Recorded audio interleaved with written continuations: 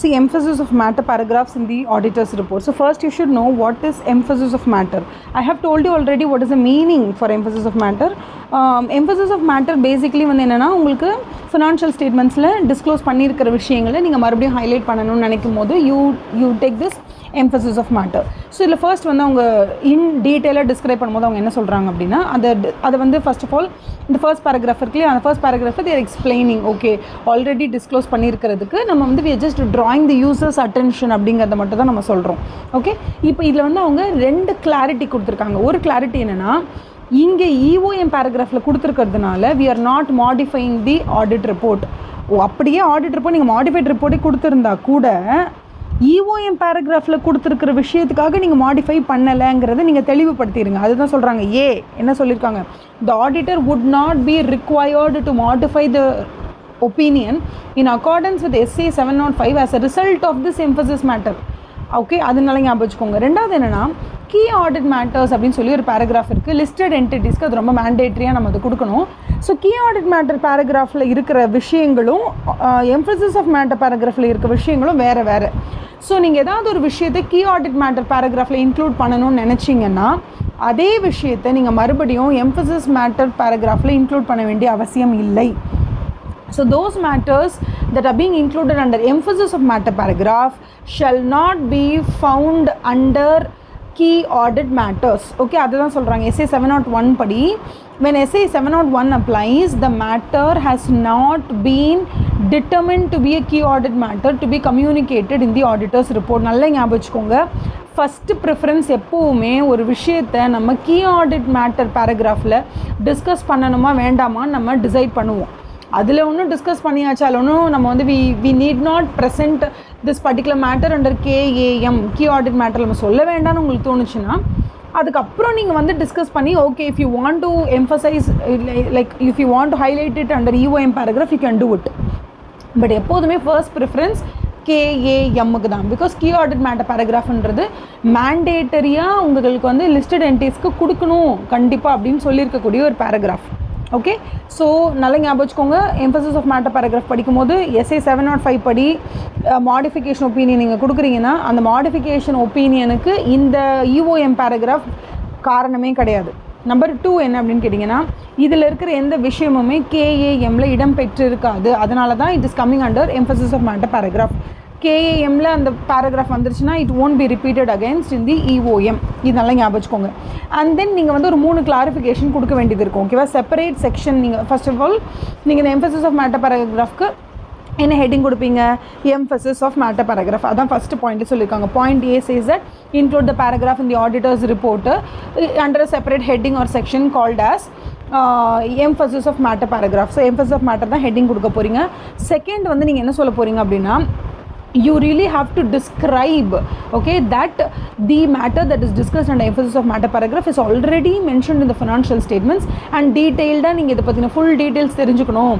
நாங்கள் டிஸ்க்ளோஸ் பண்ணியிருக்க EOM matter paragraphல 2-3 விஷயத்தை நாங்கள் டிஸ்கஸ் பண்ணியிருக்கோம். இந்த விஷயத்தை நீங்கள் வந்து ஃபுல்லாக தெரிஞ்சுக்கணுன்னா ஃபினான்ஷியல் ஸ்டேட்மெண்ட்டில் இந்த அப்பெண்டிக்ஸ்லையோ இல்லை இந்த நோட்ஸ்லையோ இல்லை இந்த பர்டிகுலர் இடத்துலையோ you can find the full டீட்டெயில்ஸ்னு சொல்லி நீங்கள் கொடுக்கணும், ரெஃபரன்ஸ் கொடுக்கணும். நம்பர் 3 நீங்கள் என்ன சொல்லிடணும் அப்படின்னா டெஃபினட்டாக EOM பேராகிராஃபில் கொடுத்துருக்கிற எந்த விஷயத்தை முன்னிட்டும் நாங்கள் மாடிஃபைடு ஒப்பீனியன் கொடுக்க போகிறது கிடையாது. ஆர் அப்படியே நாங்கள் ஆல்ரெடி மாடிஃபைடு ஒப்பீனியன் கொடுத்துருந்தோன்னா கூட அந்த மாடிஃபிகேஷனுக்கு காரணம் EOM கிடையாது அப்படிங்கிறத அதாவது மென்ஷன் பண்ணிவிடுங்க. And they are giving you some examples okay of circumstances where நம்ம வந்து EOM பேராகிராஃப் இன்க்ளூட் பண்ணுறதுக்கான சில எக்ஸாம்பிள்ஸ் கொடுத்துருக்காங்க. நம்பர் 1, ஏதாவது கோர்ட்டில் கேஸ் நடக்குது, அந்த லிட்டிகேஷன் வந்து ரொம்ப எக்ஸப்ஷனலாக இருக்குது, அதோட அவுட்கம் நமக்கு வந்து அந்தளவுக்கு இன்னும் தெளிவாக தெரியலைன்னா definitely that is going to have a great impact in the future financial statements or financial position. So அந்த விஷயத்தை நீங்கள் EOMல சொல்லலாம். Number 2, significant or subsequent event. நான் உங்களுக்கு சொல்லியிருக்கேன் subsequent eventனா என்ன. subsequent event அப்படிங்கிறது வந்து ஃபினான்ஷியல் ஸ்டேட்மெண்ட் முடிகிற நாள் March 31 அதிலிருந்து ஆடிட் ரிப்போர்ட் சைன் பண்ணுற டே, ஃபார் எக்ஸாம்பிள் July 10ன்னு வச்சுக்கோங்களேன். இந்த இடைப்பட்ட காலத்துக்கு நடுவில் ஏதாவது இம்பார்ட்டண்ட்டாக சில விஷயங்கள் நடந்திருக்கும், அது பேர் தான் சப்சிக்வெண்ட் ஈவெண்ட்டுன்னு நம்ம சொல்லுவோம். ஓகேவா, ஸோ அது வந்து SA 560ல் SA 560 தான் we have discussed all the things about the subsequent event. So ஏதாவது ரொம்ப இம்பார்ட்டண்ட்டான சப்சிக்வெண்ட் ஈவெண்ட் வந்து நடந்திருக்கு நீங்கள் சைன் போடுறதுக்கு முன்னாடினா அதை நீங்கள் டெஃபினட்டாக you can include under EOM paragraph. Number 3, ஒரு புது அக்கௌண்டிங் ஸ்டாண்டர்டு 2019 தான் ஸ்டார்ட் பண்ணணும் அப்படி சொல்கிறாங்க. 2019 இட் பிகம்ஸ் அப்ளிகபிள் சொல்கிறாங்க. நீங்கள் 2018 அதை அப்ளை பண்ண ஆரம்பிச்சிட்டிங்க அப்படின்னா you can mention it under EOM paragraph. And finally ஏதோ ஒரு பெரிய தெஃப்ட்டோ ராபரியோ இல்லை ஆக்சிடென்ட் ஒரு சம்திங் லைக் தட் ஒரு மேஜர் கேட்டஸ்ட்ராஃப் நடந்திருக்கு, அதோட எஃபெக்ட் வந்து உங்களோட உங்களோட கோயிங் கன்சர்ன் மேலேயோ இல்லை உங்களோட ஃபினான்ஷியல் பொசிஷன் மேலேயோ it is still continuing to do so அப்படின்ற மாதிரி இருந்ததுன்னா you can emphasize this in the emphasis of matter paragraph. But நல்லா ஒன்று புரிஞ்சுக்கோங்க, இந்த எல்லா எக்ஸாம்பிள்ஸுமே நம்ம டிஸ்கஸ் பண்ணுறோம் இல்லையா, இது எல்லாமே ஆல்ரெடி மேனேஜ்மெண்ட் அவங்களோட ஃபினான்ஷியல் ஸ்டேட்மெண்ட்ஸ்லையும் அவங்களோட ப்ரெசன்டேஷன்லையும் அவங்களோட டிஸ்க்ளோஷர்லையும் மென்ஷன் பண்ணியிருப்பாங்க. ஆடிட்டர் அடிஷ்னலி இந்த இன்ஃபர்மேஷன் எடுத்து அவரோட ரிப்போர்ட்டில் ப்ளேஸ் பண்ணுறாரே தவிர it is not like auditor is actually disclosing this information to the பப்ளிக்ன்றது கிடையாது. டிஸ்க்ளோஷர் is already given by the management of the company. You are just referring that இங்கே பாருங்கள் இந்த மாதிரி ஒரு விஷயம் நடந்திருக்கு, இதை மேனேஜ்மெண்ட் டிஸ்க்ளோஸ் பண்ணியிருக்காங்க, பட் இந்த ஸ்பெசிஃபிக்கான டிஸ்க்ளோஷரை நான் உங்களோட கவனத்துக்கு எடுத்துகிட்டு வர நினைக்கிறேன் அப்படின்னு தான் ஆடிட்டர் சொல்கிறார். Okay, so that you have to be very very clear about. And then inclusion of an emphasis of matter paragraph in the auditor's report does not affect the auditor's opinion. Of course நான் சொன்ன மாதிரி தான் நீங்கள் EOM பேராகிராஃபில் கொடுத்துருக்கிறதுனால எந்த வகையிலும் audit opinion வந்து அன்மாடிஃபைட்லேருந்து மாடிஃபைடாக மாறிடாது. Already modified opinion கொடுத்துருந்தாலுமே நீங்கள் audit ரிப்போர்ட்டில் அந்த மாடிஃபிகேஷனுக்கு காரணம் இந்த EOM பேராகிராஃப் கிடையாது. ஓகேவா? And finally they have 3 reasons or 3 things that they want to highlight. அதாவது ஒரு 3 விஷயம் வந்து அவங்க ரொம்ப இம்பார்ட்டண்ட்டாக உங்களுக்கு புரிய வைக்க ட்ரை பண்ணுறாங்க. நம்பர் A என்ன அப்படின்னா, அஃப்கோர்ஸ் அதாவது உங்களுக்கு வந்து ஒப்பீனியனை மாடிஃபை பண்ண தோணுதுன்னு வச்சுக்கோங்களேன். You want to modify the opinion. ஒரு ஆடிட்டராக நீங்கள் ரிப்போர்ட் மாடிஃபிகேஷன் ஒப்பீனியன் தான் கொடுக்கணும்னு நினைக்கிறீங்கன்னா, சரி நம்ம எதுக்கு மாடிஃபிகேஷன் கொடுத்துக்கணும், அதுக்கு பதிலாக EOM பேராகிராஃபில் இதை சொல்லிடலாம் போதும் அப்படின்னு நினச்சி நீங்கள் சொல்லக்கூடாது. அதாவது இந்த 3 பாயிண்ட்டுமே அவங்க என்ன சொல்ல ட்ரை பண்ணுறாங்கன்னா, EOM பேராகிராஃப் வந்து உங்களுக்கு மாடிஃபிகேஷன் கொடுக்கறதுக்கு பதிலாக நீங்கள் EOM கொடுக்கக்கூடாது. Like this EOM paragraph is not a substitute for the auditor to do or carry out his responsibilities. ஒரு ஆடிட்டராக நம்மளோட ரெஸ்பான்சிபிலிட்டி என்ன, ரிஸ்க் ஆஃப் மெட்டீரியல் மிஸ்டேட்மெண்ட் மெட்டீரியலாகவும் பெர்வாசிவாகவும் இருந்துச்சுன்னா அட்வர்ஸ் ஒப்பீனியன் கொடுக்க வேண்டியது நம்ம கடமை. அதை விட்டுட்டு அட்வர்ஸ் ஒப்பீனியன் கொடுக்காம அதுக்கு பதிலாக நான் EOM பேராகிராஃபில் வந்து கொடுத்துக்கிறேன், நீங்கள் கொடுக்கக்கூடாது. அதுதான் point number A. It says that a modified opinion in accordance with SA 705 when required by the circumstances of a specific engagement can never be substituted by mentioning it in the EOM paragraph. Number 2 என்ன சொல்கிறாங்க, மேலே இருக்க bolt லெட்டர்ஸில் இருக்கிறத படிங்க first. An emphasis of matter paragraph is not a substitute for what?